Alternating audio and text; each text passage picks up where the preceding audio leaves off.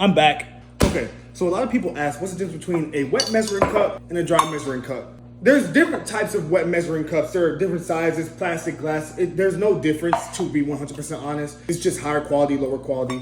Dry measuring cup, you measure things like cocoa, flour, rice, grains, anything dry, anything remotely dry, you measure with this. Wet measuring cup, milk, oils, liquids, waters. Knows that a wet measuring cup is tall and has a spout. Prevents spillage, it's easier to pour. If you put wet ingredients into a dry measuring cup, you're definitely gonna have some spillage, it's gonna spill out, and you're gonna lose the proper amount, because baking is a science. It's not an exact science, but it definitely is a science, and you wanna follow the ingredients correctly and the instructions correctly. So if you have half of this shit spill out, it's not gonna turn out how it's supposed to.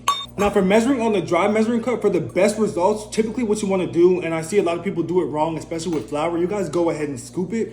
That's technically the wrong way. What you should be doing is you should be scooping with a spoon out of the flour bag or the flour container and then dropping into here until it overflows a bit. And then you take the back side of a knife or a straight edge, whatever straight edge you have, something to see like this, until it's level. The only thing you're ever gonna pack into a dry measuring cup is brown sugar. Brown sugar is always packed. Brown sugar, when it's packed, it means you put as much as you can in there and you squish it down, and you always pack that.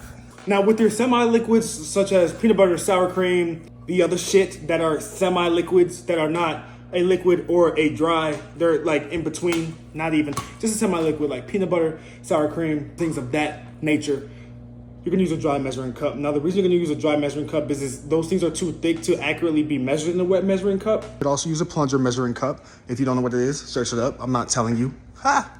Also, if you're gonna measure out peanut butter or any other liquids, you might wanna spray your measuring cup with some non-stick spray, just because that shit can easily stick to this and be really annoying. So if you just wanna put a little bit of cooking spray in it before you put the peanut butter in it, that won't cause any problem at all, I promise. We'll be 100% honest and transparent.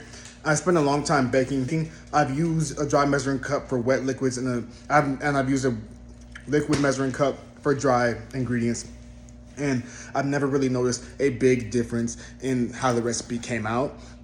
So I'm not saying that it's life or death in terms of using a wet or a liquid measuring cup, but there is a reason that they are made wet and dry, because you can accurately measure both of them better when you use them correctly. So thanks for watching. Tip of the day.